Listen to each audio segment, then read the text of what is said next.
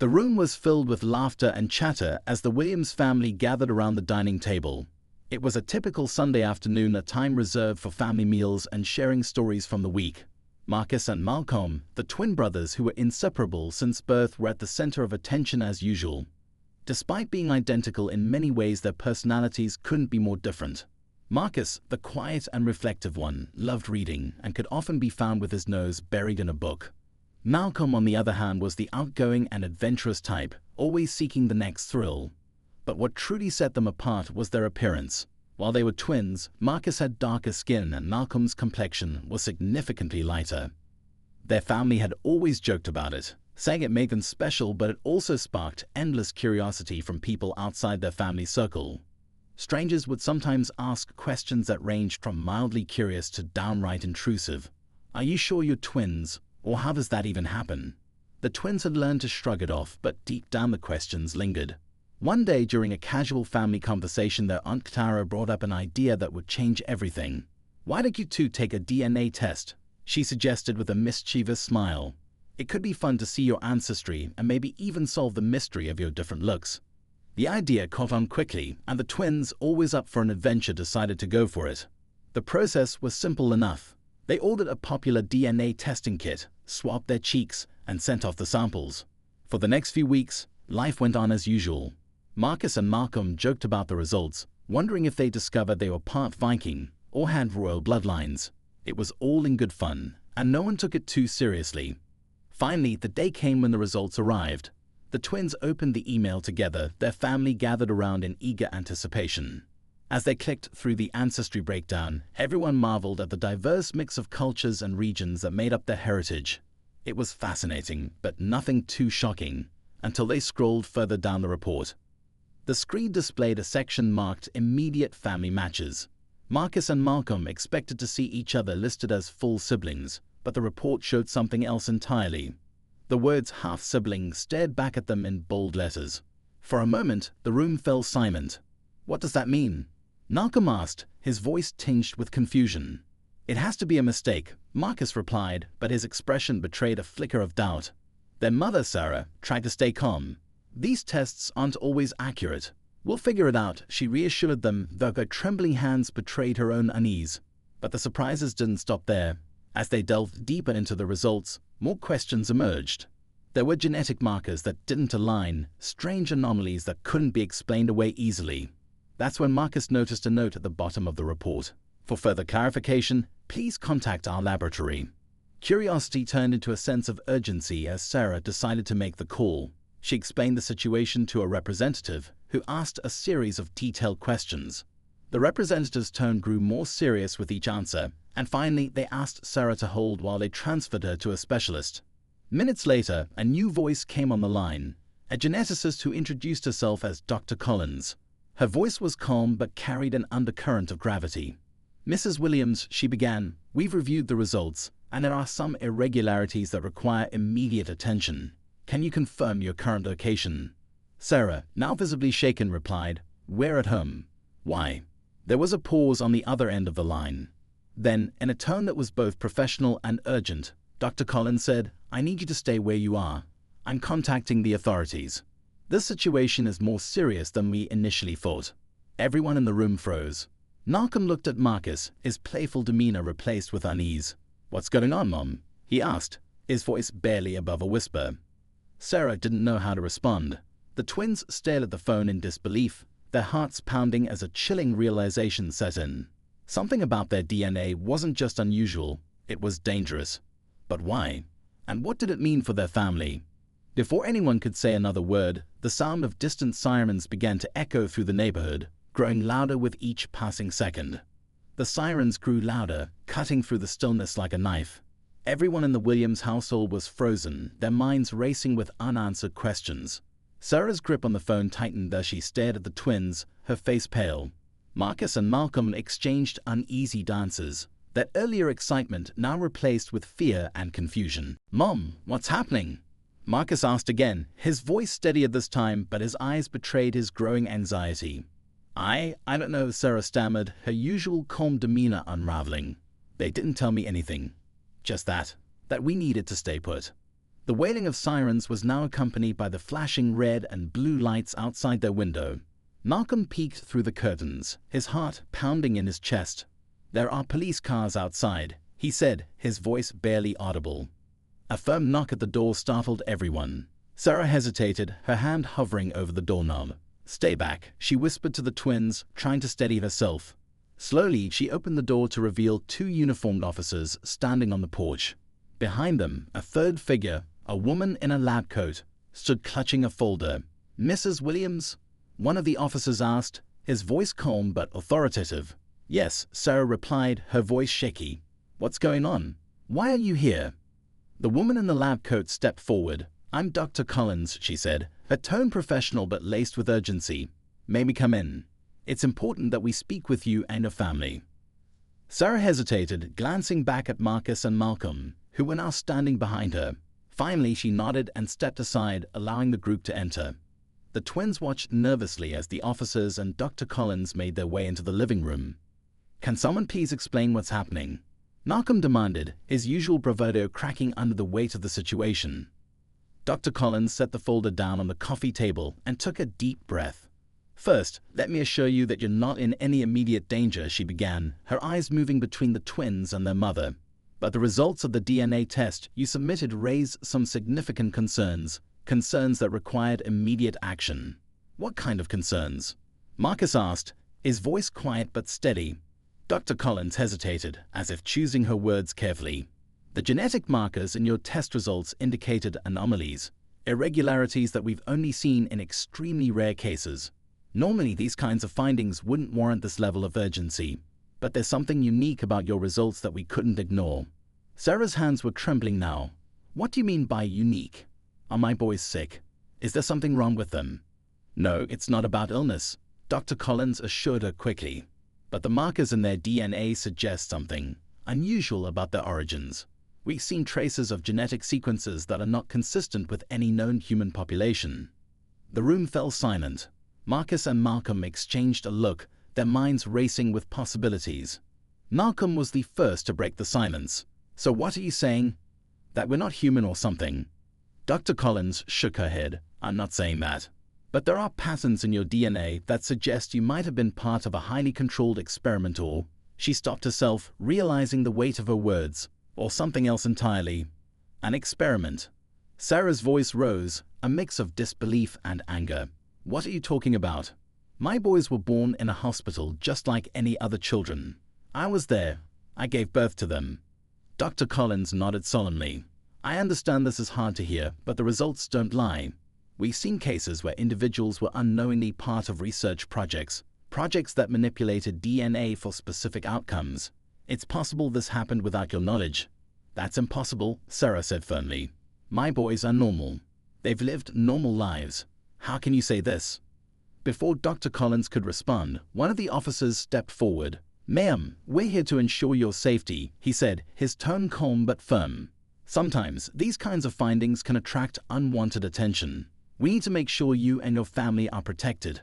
"Unwanted attention," Malcolm repeated, his voice rising. "From who? What kind of attention?" The officer hesitated, glancing at Dr. Collins. She nodded, giving him permission to continue. "There's a chance that whoever was involved in these experiments may still be monitoring the subjects. If that's the case, they could pose a threat." "Wait," Marcus interrupted, his voice cutting through the tension. "Are you saying someone out there might be looking for us? For me and Malcolm?" Dr. Collins nodded slowly. "It's a possibility. And if that's true, it's critical that we act quickly to ensure your safety." The weight of her words hung in the air. Sarah sank into the nearest chair, her hands covering her face. "This can't be happening," she whispered. "This has to be some kind of mistake." "I wish it was," Dr. Collins said softly. "But the evidence is clear. For now, we need to take precautions. I recommend that you and your family come with us to a secure location until we can learn more." Marcus and Malcolm exchanged a look, their bond as twins allowing them to communicate without words. For once, Malcolm's usual confidence was gone, replaced by uncertainty. Marcus, the quieter of the two, spoke up. "What happens if we don't go? If we stay here?" Dr. Collins hesitated, glancing at the officers before answering. "If you stay, there's a risk. We don't know who might be watching or what their intentions are. Going to a secure location is the best way to keep you safe while we investigate further. Sarah looked at her sons, her heart breaking at the fear in their eyes. She felt powerless, trapped in a nightmare she couldn't wake up from. "We'll go," she said finally, her voice trembling. "If it means keeping my boys safe, we'll go." Dr. Collins nodded, relief washing over her face. "Thank you, Mrs. Williams. I promise we'll do everything in our power to protect your family and find out the truth." As the officers began to coordinate their departure, the twins sat silently on the couch, their minds racing. Questions swirled in their heads. Who were they really? What did their DNA reveal that was so dangerous? And most importantly, what would happen next? The sound of the sirens outside had faded, replaced by the hum of quiet urgency as the family prepared to leave their home. But as Marcus glanced out the window, he noticed something that sent a chill down his spine. A dark car parked across the street, its headlights off but its engine idling. "Mom," he whispered, his voice tight with fear, "I think someone's watching us." Marcus' words hung in the air, heavy with tension. Sarah moved quickly to the window, pulling the curtains aside just enough to peek out. Her breath caught when she saw the car he was talking about. It was sleek, black, and unmarked, too inconspicuous to belong to a neighbor and too suspicious to ignore. Dr. Collins noticed their alarm and followed their gaze. Her expression darkened. "We need to leave. Now," she said firmly, turning to the officers. "Get them to the transport vehicle." The officers nodded, their movements swift and efficient. One of them led Sarah and the twins to the back door while the other stayed behind with Dr. Collins. "We'll clear the route and regroup at the secure location," the officer said, his voice steady despite the growing tension. As they stepped outside, the cold night air hit them like a slap. The officers had parked an unmarked van in the driveway, its engine quietly running. Sarah held onto Marcus and Malcolm's hands tightly as they hurried into the vehicle, the urgency in her steps mirrored by the officers' watchful glances. Malcolm kept looking over his shoulder, trying to see if the black car was still there. The ride was tense and silent, the hum of the engine the only sound. Marcus stared out the window, his mind racing with questions. He glanced at Malcolm, who was fidgeting nervously, his usual bravado completely gone. Sarah sat between them, her face pale and her hands trembling in her lap. "Where are we going?" Malcolm finally asked, breaking the silence. "To a secure facility," one of the officers replied without looking back. "It's a safe place where we can figure out what's going on." Malcolm frowned. "And what if that car follows us? What if they already know where we're going?" The officer didn't respond, but the slight tightening of his jaw didn't go unnoticed by Marcus. The van took a series of sharp turns, weaving through back roads and residential streets in what felt like a deliberate effort to avoid being followed. After what seemed like an eternity, they pulled up to an unmarked building tucked away in an industrial area. It was nondescript, with no signs or markings to indicate its purpose. The officers ushered them inside quickly, their eyes constantly scanning the surroundings. The interior of the building was stark and clinical, with bright fluorescent lights and plain white walls. Dr. Collins met them at the entrance, having arrived separately. She led the family down a long hallway to a small, windowless room furnished with a table and a few chairs. "This is just temporary," she said, trying to sound reassuring. "We'll explain everything soon." Sarah sank into one of the chairs, pulling Marcus and Malcolm close to her. "I need answers," she said, her voice steadier now, though her eyes were still filled with worry. "You brought us here, and you've told us nothing. What are we dealing with? Who's watching us?" Dr. Collins took a deep breath and sat down across from them. "I wish I had all the answers," she admitted, her tone sincere. "But what I can tell you is that the DNA markers in your son's test results match those found in a highly classified database. This database is maintained by organizations that have been involved in genetic research for decades. These markers suggest that Marcus and Malcolm may have been part of an experiment, something involving advanced genetic engineering." Sarah's face hardened. "Experiment? How could that be possible? They were born in a hospital, just like any other child. I was there for every moment of their lives." "I understand how this sounds," Dr. Collins said gently. "But sometimes these experiments are carried out without the knowledge of the parents.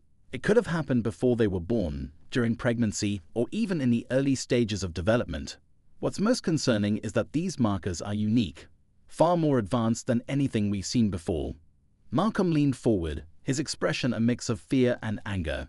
"So what does that mean for us? Are we different?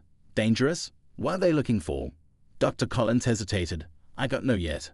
But what I do know is that whoever was behind this research would go to great lengths to keep it a secret. That's why we believe you're being monitored." Marcus, who had been silent until now, finally spoke up. "If they're watching us, they must want something. What if they're not just watching? What if they're planning something?" His words sent a chill through the room. Sarah reached for his hand, her grip firm. "No one is going to take you," she said fiercely. "I won't let that happen." Before Dr. Collins could respond, there was a knock at the door. One of the officers stepped in, his face tense. "We got a situation," he said quickly. "There's movement outside. Unidentified vehicles have been spotted circling the area." Dr. Collins stood up immediately. "How many?" "3, maybe 4. They're keeping their distance for now, but they're definitely watching us." Sarah's heart sank. "What do we do? How do we get out of here?" The officer exchanged a look with Dr. Collins. "We're calling for backup," he said. "But we need to keep you secure in the meantime. Stay here and stay quiet." As the officer left the room, the tension in the air became almost unbearable. Malcolm paced back and forth, his fists clenched. "This is insane," he muttered. "We didn't ask for any of this. We were just living our lives, and now we're being hunted like criminals." Marcus watched his brother, his own fear bubbling under the surface. "We'll figure it out," he said quietly. "We always do." Malcolm stopped pacing and looked at Marcus, his expression softening. "Yeah, but this is different. This isn't just some school fight or a problem we can fix. This is bigger." Sarah pulled them both close, her voice steady despite the tears welling in her eyes. "No matter what happens, we stick together. We'll get through this. We're a family and nothing can change that." Outside, the sound of engines idling grew louder, the faint hum seeping into the room like a warning. Marcus glanced at the door, his heart pounding. He couldn't shake the feeling that something, or someone, was coming for them. The air in the room was thick with tension, every sound from outside magnified and ominous. Sarah clutched her sons tightly, her mind racing with worst-case scenarios. Dr. Collins paced by the door, her normally composed demeanor cracking under the weight of the situation. The officers outside the room were coordinating movements, their voices low but urgent. Marcus couldn't sit still any longer. He stood and moved to the small, frosted window at the far end of the room, trying to see what was happening. He could just make out faint shadows moving in the parking lot. His stomach churned. "They're still out there," he whispered, not even sure if anyone heard him. "We can't just stay here," Malcolm said suddenly, his voice louder than intended. "What if they come in? What if they break down the door? We have to do something." Dr. Collins turned to him, her voice calm but firm. "The best thing you can do right now is stay put. The officers are trained for situations like this." Malcolm scoffed, his frustration bubbling over. "Trained for what? People sneaking around in the dark, trying to grab us like we're some kind of experiment. This isn't normal, and you know it." Before Dr. Collins could respond, the lights flickered, then went out completely. The room was plunged into darkness, the hum of fluorescent bulbs replaced by an eerie silence. Sarah let out a small gasp, her grip on the twins tightening. "What's happening?" she whispered. A flashlight beam cut through the darkness as one of the officers entered the room. "Backup generators should kick in any second," he said, his voice steady but tense. "Stay calm and stay together." As if on cue, the emergency lights flickered on, bathing the room in a dim, yellowish glow. It was enough to see by, but the shadows it cast only made everything feel more ominous. Dr. Collins moved to the officer, speaking in hushed tones. Marcus couldn't make out what they were saying, but he could tell by their body language that the situation was escalating. The officer turned back to the group. "We spotted movement near the north entrance," he said. "We're locking down the building, but we need you to be ready to move if necessary." "Move where?" Sarah asked, her voice trembling. "You said this place was secure." "It is," the officer assured her. "But if they breach the perimeter, we have protocols to get you out safely." Malcolm's fists clenched at his sides. "Why are they even after us? What do they want?" Dr. Collins hesitated, her eyes darting to the officer before she spoke. "If they're who I think they are, they want control. Control over something they created, or think they created. You and Marcus represent something they can't afford to lose, or let out of their grasp." Sarah's face hardened. "They're not taking my boys." Another loud noise echoed through the building, this time closer. It sounded like metal scraping against concrete, followed by a faint thud. The officer's hand went to his radio. "North entrance," he said quickly. "We need reinforcements now." The radio crackled, but the response was garbled and faint. The officer cursed under his breath, moving toward the door. "Stay here," he ordered. Don't open this door for anyone except me or one of my team." As he left, the room fell silent again, save for the faint sound of movement outside. Marcus and Malcolm exchanged a glance, their bond as twins allowing them to communicate without words. Malcolm moved closer to the door, straining to hear what was happening in the hallway. Marcus followed, his curiosity outweighing his fear. "What are you doing?" Sarah hissed, her voice low. "Stay back here with me. We need to know what's going on," Malcolm whispered. "Sitting here isn't going to help." Dr. Collins moved closer to the twins, her expression serious. "You need to listen to your mother. This isn't the time to take risks." But before anyone could say more, a loud crash echoed through the building, followed by shouting. The sound of heavy footsteps grew louder, accompanied by muffled voices. It was clear that whoever was outside had made their way in. "Get away from the door," Dr. Collins said urgently, pulling the twins back. She moved to the table, grabbing the folder she brought with her earlier. "If anything happens, take this," she said, handing it to Sarah. "It has everything you need to understand what's going on. Don't lose it." Sarah looked at the folder, her hands trembling. "What do you mean, if anything happens? You're coming with us, aren't you?" Before Dr. Collins could answer, the door rattled. Everyone froze, their eyes locked on the handle as it slowly turned. But it didn't open. Instead, there was a faint tapping sound, as if someone was testing the lock. "Who's there?" Sarah called out, her voice shaking. There was no answer. The tapping stopped, replaced by a heavy silence. Then, without warning, the door burst open, and a blinding light flooded the room. Marcus and Malcolm shielded their eyes as several figures in dark tactical gear stormed in, their faces obscured by masks. "Get down!" one of them shouted, their voice muffled but commanding. The family froze, unsure whether to comply or resist. Dr. Collins stepped forward, her hands raised. "You don't have to do this," she said firmly. "These boys aren't your property." One of the figures grabbed her roughly, pulling her to the side. Sarah lunged forward, instinctively trying to protect her sons, but another figure restrained her. "Let go of me!" she screamed, her voice filled with desperation. Marcus and Malcolm stood frozen, their minds racing. They wanted to fight, to run, to do something, but fear kept them rooted to the spot. One of the masked figures stepped toward them, a device in their hand that looked like a scanner. The device emitted a faint beep as it passed over each twin, confirming something the intruders were looking for. "They're the ones," the figure said, their voice cold and mechanical. "No," Sarah screamed, struggling against her captor. "You can't take them." The room descended into chaos as the intruders began to drag Marcus and Malcolm toward the door. Malcolm struggled, his fear turning to anger. "Let me go," he shouted, kicking at the figure holding him. Marcus, quieter but no less determined, tried to pull free as well, his heart pounding in his chest. The intruders were strong, their grip unyielding. But before they could make it out of the room, a deafening alarm blared through the building.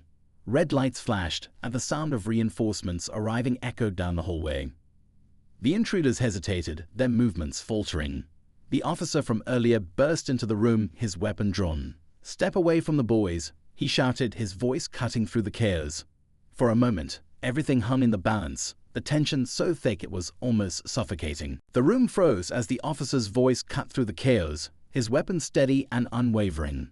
For a brief moment, it felt like time itself had stopped. The intruders hesitated, their eyes darting between the officer and each other. The alarm blared relentlessly, its shrill sound bouncing off the walls and adding to the tension. Marcus and Malcolm felt the iron grip on their arms loosen slightly, giving them the smallest glimmer of hope. But then, one of the masked figures made a quick motion, pulling out a sleek, black device from their belt. The device emitted a faint hum, and before anyone could react, it released a pulse of energy that knocked the officer back against the wall.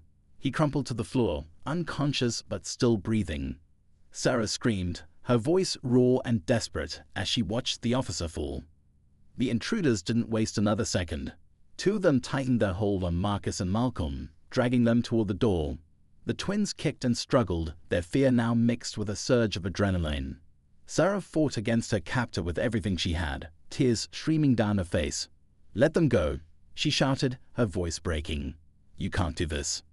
Dr. Collins, who had been shoved to the side earlier, seized the moment. She lunged toward the table, grabbing a nearby chair and swung it with all her strength at one of the intruders. The impact knocked the figure slightly off balance, giving Marcus just enough of an opening to twist free. He stumbled back towards Sarah, his eyes wide with fear and determination. "Run," Marcus shouted, grabbing Malcolm's arm. But before they could move, the remaining intruders regrouped, blocking the doorway. It was clear they weren't leaving without the twins. And then something unexpected happened. The folder Dr. Collins had given Sarah earlier slipped from her grasp in the scuffle, scattering its contents across the floor. Among the papers was a photograph, a grainy black and white image of two infants in what appeared to be a sterile lab environment. The sight of it stopped one of the masked figures in their tracks. The figure bent down, picking up the photograph with a gloved hand. They stared at it for a moment before turning to the others. "Wait," they said, their voice sharper and more commanding than before. "This changes things." "What are you talking about?" Another intruder snapped. "We don't have time for this. The extraction team is waiting." The first figure held up the photograph, their posture rigid. "Look at this. This isn't just another target. These kids, they weren't supposed to exist." Their words sent a chill through the room. Marcus and Malcolm exchanged a confused glance, their fear momentarily replaced by a knowing curiosity. What did they mean? "Weren't supposed to exist." Dr. Collins' expression darkened. "You know," she said, her voice low and accusing, "you've always known what they are." The figure holding the photograph turned to her, their mask hiding any emotion. "We know what they could become," they said coldly, "and that's why we can't let them stay free." Before anyone could respond, another loud crash echoed from outside the room. Reinforcements had arrived, their footsteps pounding down the hallway. The intruders moved quickly, one of them pulling a small cylindrical device from their belt. A thick cloud of smoke erupted from it, filling the room and obscuring everyone's vision. "Stay together," Sarah called out, coughing as the smoke filled her lungs. She reached for Marcus and Malcolm, but her hands found only empty air. Panic surged through her as she called their names again, her voice hoarse. When the smoke began to clear, the room was in chaos. The intruders were gone, but so were Marcus and Malcolm.